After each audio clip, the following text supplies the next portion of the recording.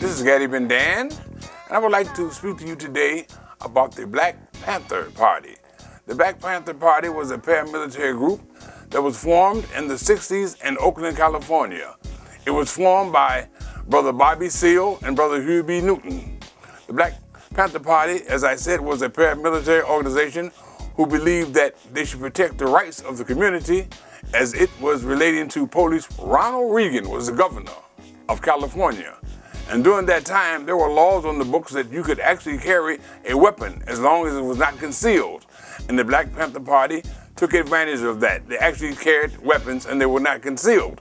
But being a paramilitary group and being citizens without the authority to carry weapons was a little bit kind of strange to the police department there in Oakland. And so they protested this and asked the Panthers to stop carrying weapons. During that time, the focus of the Black Panthers was their so-called violence. But a little history on the Black Panthers.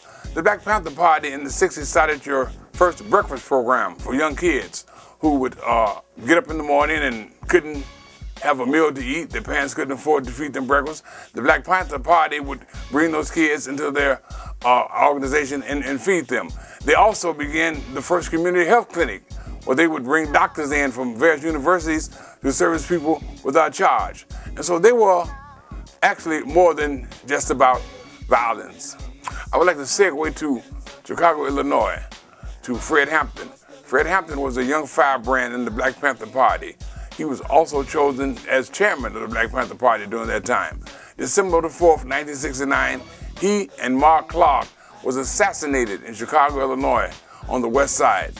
The state's attorney's office said that the Black Panther Party fired back on the police officers if they were coming to make an arrest, but evidence later on proved that was not true.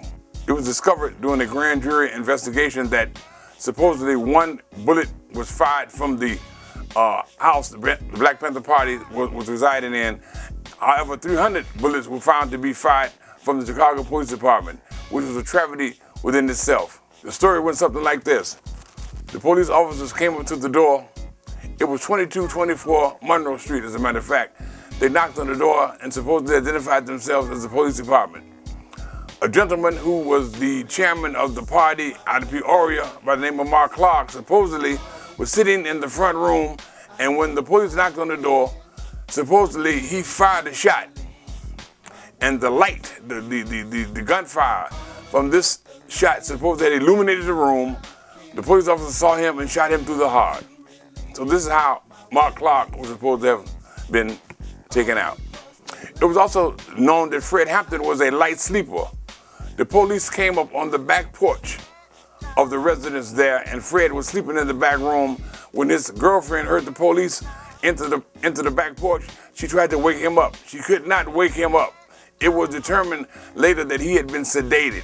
The police shot Fred in the head about 3 times and subsequently took his life.